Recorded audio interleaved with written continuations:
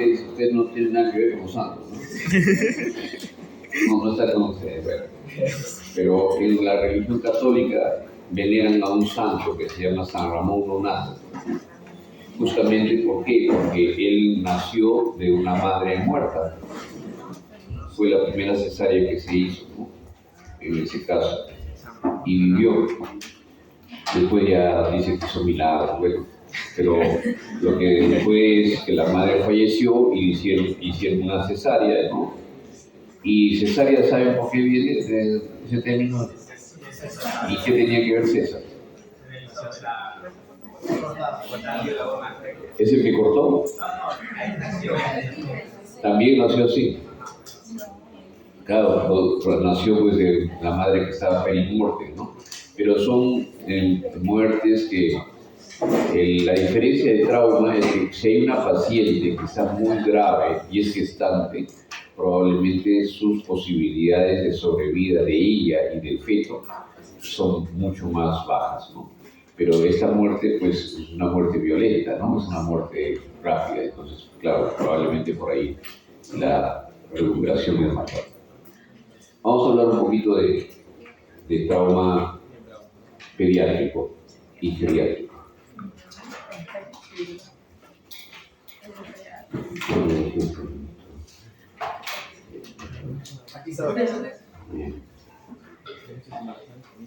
Me tomo un antihistamínico y me he dormido. Se deben aprovechar en el examen. Las lesiones traumáticas de los niños responden a una biomecánica diferente. Cuando va a venir, cuando es un adulto y viene un auto, ¿qué es lo que hace el adulto? Ve que lo va a arrollar el auto, ¿sí? ¿Qué es lo que hace? Corre, ¿no es cierto? El niño no hace eso. El niño se queda paralizado y levanta los brazos, ¿no? Entonces, obviamente, las lesiones que van a tener son diferentes. ¿Por qué? El adulto generalmente va a ser en las extremidades inferiores, y el niño va a ser en abdomen y cabeza, ¿no? El cráneo y el esqueleto tienen inmadurez, ¿no? Y esta las expone a lesiones viscerales, además no advertidas. Cuando tenemos un traumatismo encefalocraniano, yo les hablé de la lesión primaria. La lesión primaria se da básicamente por una biomecánica y una descarga de energía alta que puede fracturar, ¿no?, la tabla ósea, y eso traduce una fractura craneana, traduce una lesión cerebral o encefálica grave. En el niño, a veces no hay fractura, pero sí hay lesión grave. ¿Por qué? Porque esa tabla ósea no está totalmente completada en su osificación, por la redundancia, por lo tanto, no es dura y puede exponer más a las vísceras. Y eso funciona para todo, para la caja torácica, para la columna, para la pelvis. El traumatismo encefalocraniano es más frecuente. Los niños son de por sí cabezoncitos, ¿no es cierto? La proporción de la extremidad cefálica es mayor, por lo tanto, las posibilidades de que se golpee la cabeza también son mayores. Y los reflejos de defensa no están totalmente desarrollados. Por eso es que es más complicado, ¿no? Un niño, por ejemplo, que se cae del segundo piso, sí, de un segundo piso, ¿no?, de 5 veces su talla, puede tener menores lesiones que un niño que se cae de la cuna. ¿Por qué? Porque el niño que se cae de la cuna no tiene posibilidades, sus reflejos son tardíos, no tiene posibilidades de poner los brazos y defenderse. En cambio, alguien que se cae, ¿no?, y está viendo que se va a caer, ¿no?, de la altura, entonces reflejamente en ese espacio lo que hace es poner los brazos, ¿no?, o las extremidades y tratar de evitar el golpe directo sobre él. Eso es algo natural. Entonces, por eso a veces igual pasan los ancianos. Es más complicado una caída, ¿no?, de su altura que una caída, pues, de un segundo piso, ¿no? ¿Por qué? Porque hay posibilidades de responder de reflejos. En el adulto funciona, pero cuando está intoxicado, ¿no? Cuando está intoxicado también, ¿no?, no tiene sus reflejos, son tardíos, aunque el que está intoxicado, el borrachito cree que sus reflejos son mucho mayores. ¿No han escuchado la canción de Rubén Blades? Que el borrachito pensaba, pues, que tenía todo resuelto, ¿no?, que sus reflejos mejoran sus reflejos, y eso es totalmente falso. Entonces, igualmente hay mayor riesgo de lesión cervical. La cabeza es mayor, puede golpearse y también las posibilidades de movilizar, ¿no?, la cabeza, ya que el peso es mayor, también puede llevar a riesgo de lesión cervical. La respuesta fisiológica es distinta porque la frecuencia cardíaca y la presión arterial también son distintas, ¿no? Un niño que está con 140 de frecuencia cardíaca, un niño de 2 años, es normal. Para nosotros es shock, si es adulto, ¿no? Entonces, ¿qué consideraciones debemos saber, ¿no?, para reanimar al niño? La primera consideración que tenemos que dar y los cambios que se dan en los niños son la inmadurez. La inmadurez de todos los tejidos, ¿no?, en este caso el tejido óseo, el tejido hepático, los cartílagos de la faringe, laringe, todo está en proceso de maduración. Por lo tanto, hay inmadurez y no se pueden hacer algunas cosas que en el adulto sí. Lo primero, la vía aérea, considerar alineamiento con la prominencia del occipucio. El occipucio hace que el paciente esté, ¿no?, en flexión, ¿no?, en flexión. Entonces, lo que tenemos que hacer es nivelarlo eso y ponerle, ya saben ustedes, una almohadilla o algo que eleve el torso, ¿no?, más o menos 2.5 centímetros o 1 pulgada. Y de esa manera, esa es la forma de alinear la columna cervical en un niño, porque si no va a estar con flexión. La faringe no tiene la misma consistencia en el adulto, por lo tanto hay dispositivos como los dispositivos supraglóticos que no se pueden utilizar, ¿no? Igualmente la cricotomía o la traqueostomía, porque la tráquea del niño es como el esófago, es muy muscular, no tiene muchos cartílagos, por lo tanto el riesgo de lesión es alto. Ustedes han visto cómo se pone, no han visto, ¿no?, cómo se pone la máscara laríngea, pues se coloca, eso lo vamos a hacer en las prácticas, espero que el 20 se pueda hacer. Se coloca directamente sobre la faringe de manera muy tosca, ¿no? No es una maniobra fina. Y eso no se puede hacer en el niño porque ahí puede provocar lesiones y sangrado, ¿no? Entonces, por eso es que no, hay cosas que no se pueden hacer en ellos. No se puede realizar la cricotireotomía, por lo que les acabo de explicar. Son muy lábiles a los cambios respiratorios. La oxigenación es importante y puede tener lesión torácica sin fracturas costales. Igualmente que en el cráneo, ¿no?, puede no tener lesiones costales y hay una contusión pulmonar severa, ¿no? Entonces, un hemotórax y sin fracturas costales. Las funciones vitales no son un buen parámetro para evaluar al paciente porque son de acuerdo a un homograma, de acuerdo a la talla. Hay un homograma especial que tú mides la talla, volteas ese homograma y ahí está descrito las drogas, la dosis y todo, ¿no? No es el Perú, pero es muy interesante. Vamos a ver si lo podemos conseguir. Siempre me acuerdo solamente cuando doy toda la clase. Y puede tener un acceso, en el niño se puede hacer un acceso intraóseo. En la práctica vamos a hacerlo, van a ver ustedes cómo pueden lograr el acceso intraóseo, en este caso con un modelo biológico. La reanimación se realiza en 3 bolos, no es como en el adulto, es decir, 500 en cada lado y después 250 a 500 cada 6 a 4 horas según metas, ¿no? Aquí son 3 bolos, 20 mililitros por kilogramo, el primer bolo, o uno de 60 miligramos por kilogramo y luego 10 miligramos por kilogramo según metas, ¿no? Así es como debemos reanimar al paciente. Esto no ha cambiado, ¿no?, en la TLS. Pero aquí dice, ¿qué aspectos anatómicos de los niños debo considerar? No sé, caso, no le cambié. La lengua es más grande, más prominente, por lo tanto, también puede haber mayor obstrucción de vía aérea. La mandíbula es más pequeña, ¿no? Está retraída. Y una vía aérea es más corta, estrecha y en forma de embudo.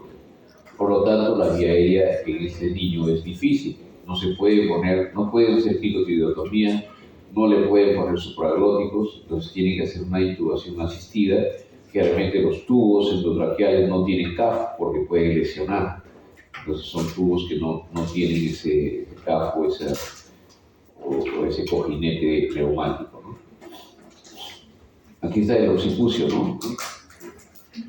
El paciente lo echan, ¿no?, el cúbito dorsal, y miren cómo el occipucio lleva una flexión natural, y eso pues va a disminuir el alineamiento y por lo tanto la ventilación. Se puede poner un soporte de 2.5 centímetros en el torso, y de esta manera pues hay alineamiento de la columna cervical. Se llama también esa posición olfatoria, más o menos elevada ahí. La cabeza más grande, cráneo más blando, fontanelas abiertas, tanto así que la radiografía de cráneo probablemente es la mejor forma de evaluar, y una tomografía en el adulto.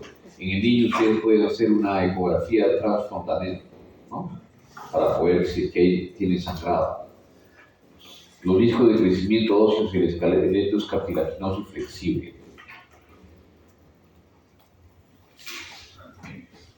En cuanto a la columna cervical, los ligamentos espinales son flexibles, por lo tanto la estabilidad es menor. Las vértebras, al ser acuñadas anteriormente, están desviadas hacia adelante, ¿ya? Las facetas articulares son planas, el ímpetu de fuerza son angulares, y puede haber una pseudoluxación, es decir, como si hubiese ya una salida del alineamiento cervical. No se ve muy bien por la, ¿no?, pero está hacia adelante, ¿no? La lesión de médula espinal sin anormalidad radiográfica. Puede haber una lesión de médula espinal y no hay ninguna alteración radiográfica, más todavía con la subluxación. Entonces, eso hay que advertirlo y hay que saberlo clínicamente en el momento de la evaluación, ¿no? La pérdida de reflejos, la movilización. Ahí los niños, ¿qué van a hacer frente al dolor, frente a todo eso? Es llorar, ¿cierto? No hay otra cosa. Entonces, ustedes tienen que saber muy bien cómo evaluar un niño traumatizado, ¿no? Es totalmente diferente que un adulto, ¿no? Van a perder la posibilidad de comunicación. Entonces tienen que valerse mucho de la clínica y de la sospecha clínica. El tórax, la pared torácica suave, flexible, por lo tanto puede haber una contusión pulmonar. Nosotros pensamos en contusión pulmonar cuando hay una fractura, ¿no?, costal, cuando hay el boleto torácico, la ventilación paradojal, ¿no? Básicamente hay dos arcos costales fracturados, ¿no?, en más de 2 sitios. Entonces, eso sí, uno dice, bueno, eso puede traducir una biomecánica de alta energía. Pero aquí no vamos a encontrar las costillas rotas, pero sí puede haber una contusión pulmonar severa, ¿no? Las costillas son más horizontales, los músculos intercostales son débiles. Las fracturas de las costillas indican una fuerza significativa. Si a pesar de lo usual no encontrar fracturas, encontramos fracturas, eso quiere decir que la energía pues, ha sido altísima, ¿no?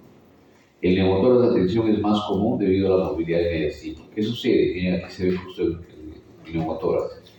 El mediastino en el adulto está más fijo por los vasos sanguíneos, ¿no? La hemodinamia y los vasos sanguíneos, el callado de la aorta y el ingreso de las cavas, ¿no?, hace pues que se fije el mediastino, ¿no?, y todos los órganos de crecimiento del corazón.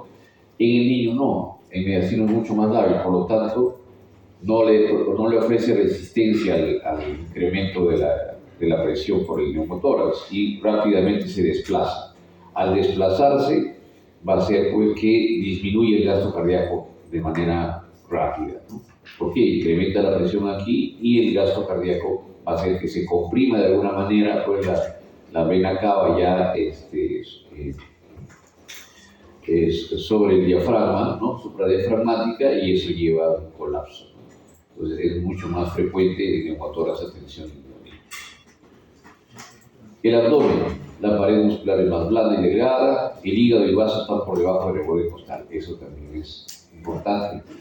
El hígado generalmente en nosotros está protegido por las costillas, ¿no? En los niños siempre tienen las vísceras abdominales mucho más grandes, por lo tanto el hígado está por debajo de la costilla, igual el vaso. El vaso generalmente nosotros no lo vemos, tenemos que buscarlo en la operación.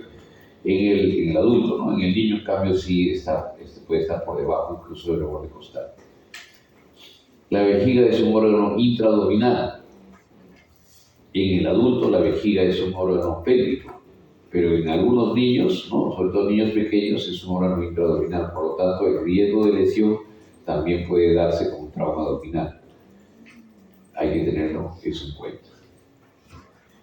Entonces, ¿qué fisiología y qué parámetros nos pueden ayudar a nosotros a ver si el paciente está con un trauma de este tipo, ¿no? Un trauma abdominal o politrauma? Hay que ver los signos vitales según la edad. Son diferentes. El paciente tiene, a diferencia de la gestante, menor volumen sanguíneo, la volemia es menor. Por lo tanto, una pérdida sanguínea rápidamente va a dar manifestaciones.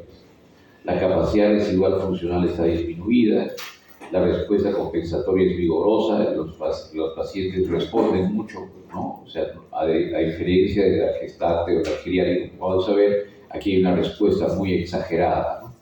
Hay un deterioro súbito y el tono vagal está aumentado. Y así es como los signos vitales se presentan y son normales según la edad. De 0 a 2 años el pulso puede ser incluso de 150, 160,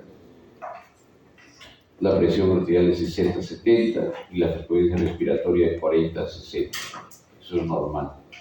De 3 a 5 años ya el pulso empieza a disminuir a 140, pero no es tan bajo tampoco.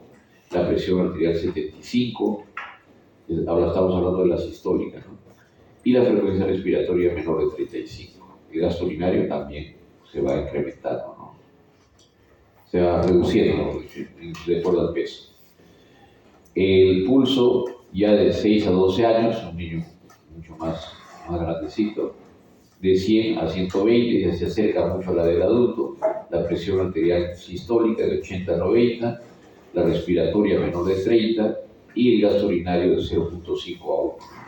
Y en el adulto ya ustedes saben que el pulso debe ser menos de 100, la presión arterial sistólica mayor de 90, la respiratoria debe ser entre 10 a 30 y el gasto urinario debe ser de 1 a 1.5 por kilogramo. Eso es en el adulto. Les digo para que más o menos tengan una comparación, ¿ya? Los líquidos que hay que administrar siempre en la misma solución isotónica, sea lactato líquido o solución salina, 20 mililitros por kilogramo. Se debe dar sangre, sí, para reanimar se requiere ya bolos de cristaloides, ¿no? Le han puesto 2 bolos y ahí inmediatamente sangre. Usar temprano, ¿no?, los hemoderivados, ¿no?, sangre, plasma y plaquetas. Sangrado superior a la mitad del volumen del niño, bien, en las primeras 4 horas debe ser reanimado con sangre y el uso temprano de plasma y plaquetas, ¿no?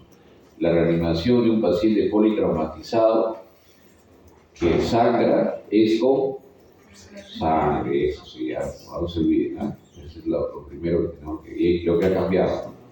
Antes decían que hay que ponerle cristaloides, ponerle coloides, que ponerle plasma, ¿no? Sangre.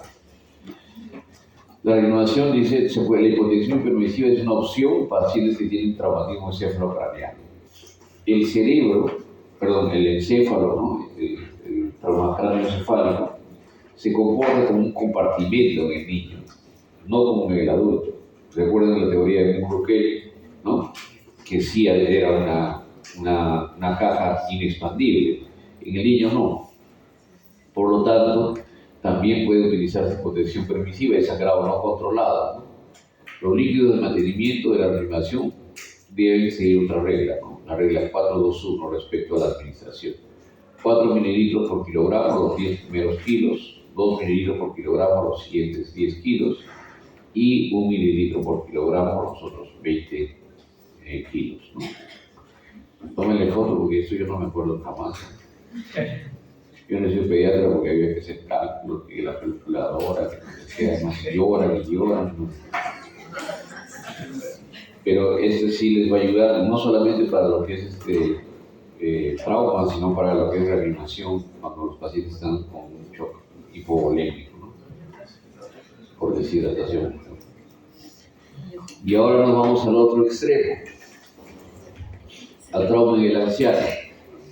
A diferencia del niño, que los cambios fisiológicos y anatómicos se deben a inmadurez, En el anciano se debe a una disminución de las funciones, de la reserva funcional o incluso de los reflejos, ¿no? La función neurológica, todas las funciones van a estar disminuidas. Entonces, las reservas fisiológicas disminuidas. Otra característica es que las comorbilidades se expresan, ¿no? Es decir, se presentan como hipertensión, diabetes, artrosis, todo ello. Que algunas incluso son crónicas, como las que acabo de mencionar. Y el paciente toma una serie de fármacos. Tiene su bolsita ahí, donde toma la azulita, la moradita, la rosada, la blanca, ¿no? Tiene un montón de pastillas. Entonces, la polifarmacia y la polipatología son muy frecuentes. La movilidad y la respuesta refleja está disminuida. En Estados Unidos hay mucha campaña de evitar caídas en los ancianos, ¿no? ¿Por qué? Porque como camina un ancianito, pues disminuye el eje de infestación y el equilibrio también va a disminuir. La movilidad de los brazos, ustedes mueven los brazos al caminar, no se dan cuenta, pero sí están moviendo, eso les va a dar equilibrio, ¿no? Y evitar caídas. Los ancianos realmente no pueden hacer eso, ¿no? Su eje está muy disminuido, entonces el riesgo de caídas es alto.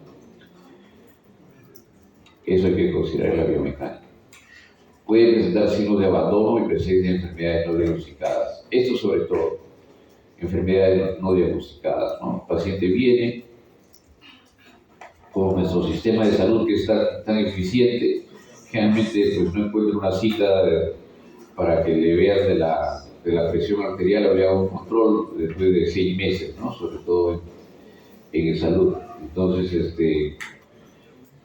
no tienen este diagnóstico, se sienten bien, claro, la hipertensión esencial, la diabetes, muchas de las enfermedades metabólicas tienen manifestaciones.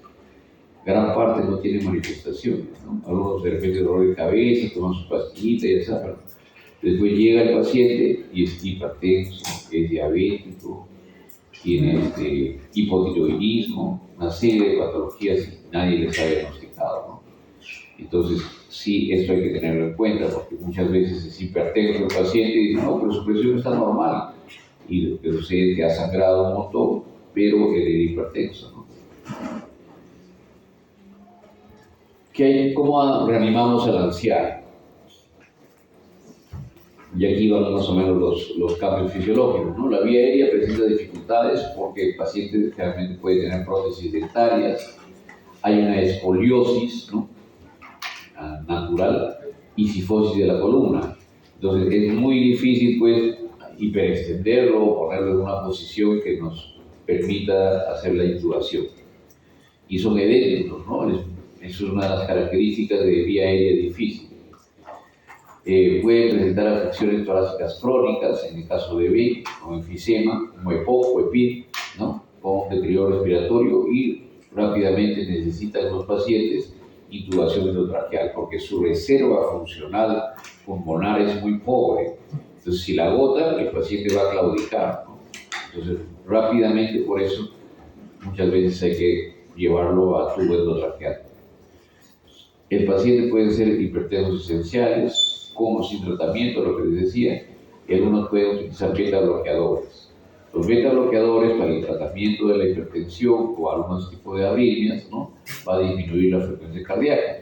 Entonces, el paciente está sangrando, pero no va a tener la respuesta de taquicardia. ¿Por qué? Porque está bloqueado, está con beta bloqueadores. O también si tiene marcapaso, ¿no? No esperen que les haga taquicardia nunca. ¿Por qué? Porque el marcapaso está programado a 60 latidos por minuto y no va a variar pues, esa respuesta, ¿no? Porque justamente por eso se llama marcapaso, para mantener esa frecuencia. De hecho, puede tener, sí. Entonces, así como en las personas nos valdríamos más de lactato y lo que se basa para más que los parámetros, más que la clínica. Más que las funciones vitales, sí. Hay que valerse de otros parámetros, ¿no? Generalmente al anciano hay que tomarle una muestra y a diferencia del adulto, ¿no? Que nosotros los consideramos sanos, ¿no? Al anciano hay que pedirle todo. ¿Por qué? Muchos de ellos están incluso anticoagulados, ¿no? Usan AINES o si no usan en antivirales plaquetarios, ¿no? Por enfermedad cardíaca, o usan warfarina porque tienen alguna arritmia cardíaca y ya les han indicado eso. Entonces, eso tenemos que tener nosotros ese resultado. Si tú le dices, a ver, señor, ¿usted qué enfermedades tiene?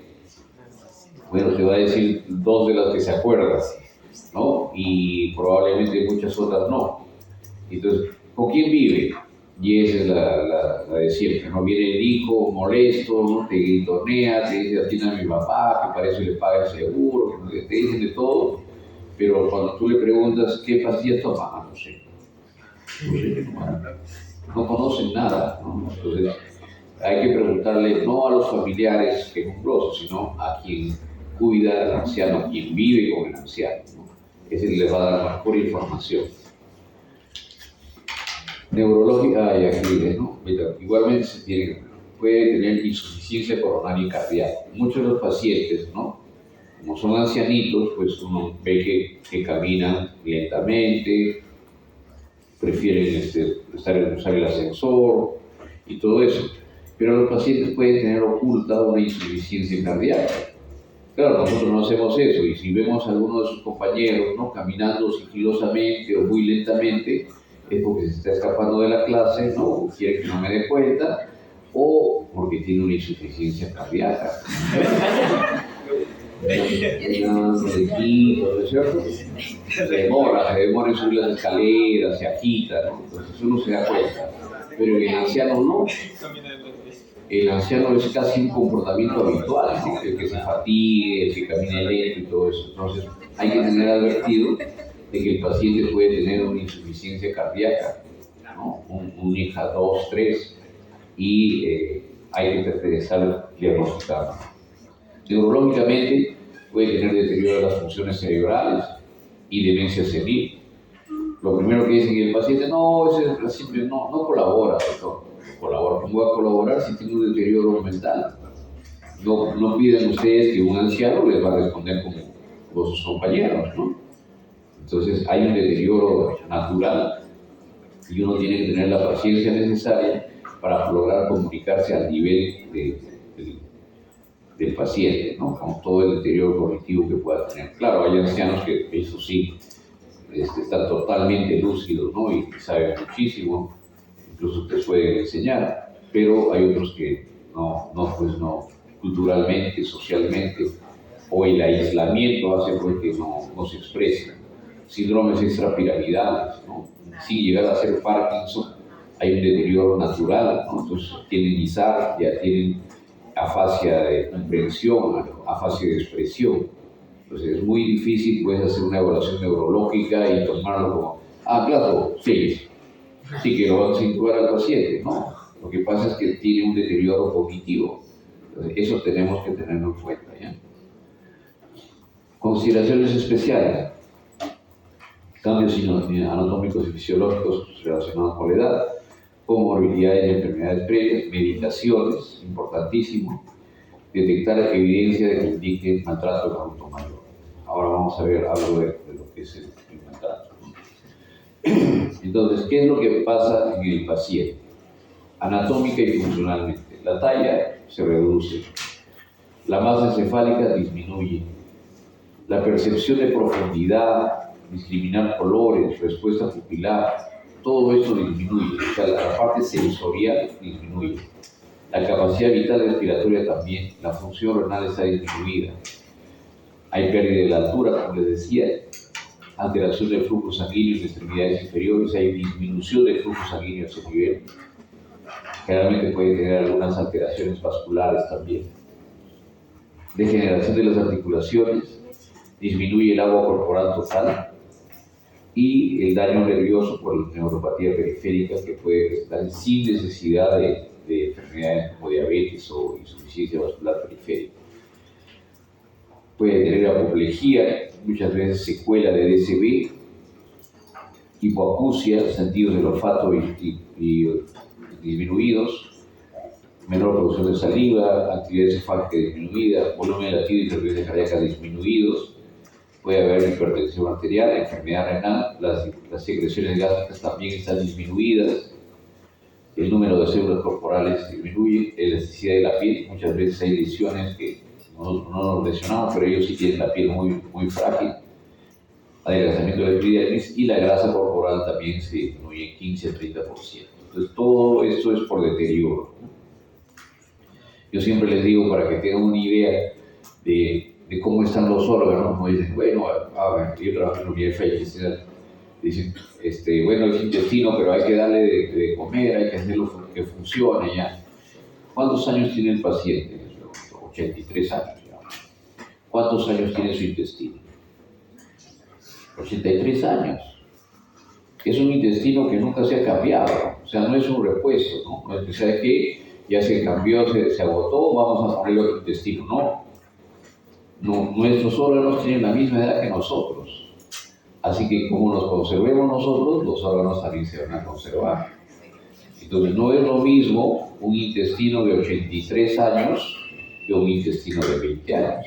Y no es lo mismo un intestino de 20 años que un intestino de 4 años. Su funcionamiento es totalmente distinto, hay un deterioro natural, ¿no? Entonces eso hay que tenerlo en cuenta, ¿ya? Problemas específicos. Hay que hacer siempre el ABCD, no cambia, las prioridades son las mismas. Recuerden, la reserva cardiopulmonar está disminuida, por lo que hay que hacer intubación temprana. Generalmente los pacientes pueden claudicar rápidamente su función ventilatoria y de perfusión. El BQ está limítrofe. Ustedes siempre consideren, si ven un anciano que está hiperventilado, ese paciente muy probablemente necesita una vía aérea definitiva, producto de trauma, obviamente. Factores que afectan el manejo de la vía aérea: la dentadura, la fragilidad de la mucosa mucofaringea, ¿no? Nasofaringea también, y la artrosis cervical. Por eso es que la vía aérea es difícil. Rápidamente ustedes tienen que advertir eso, y si ven un ancianito, ¿no?, que está caminando con su bastón, dicen, bueno, este paciente probablemente tiene una cifosis, una escoliosis ahí, y ese déntulo vamos a buscar una intubación con un broncofibroscopio o un fibrolaringoscopio, ¿no? Es decir, optimizar todo el procedimiento, porque ya saben que va a ser difícil todo lo que se les presente. Reserva respiratoria disminuida, uso de oxígeno suplementario, pronto, más que el adulto. La reserva del paciente en general está disminuida, por lo tanto ustedes no deben decir, vamos a darle chance, vamos a ver cómo responde, no olvídense. Ya ahí pierden el control del paciente.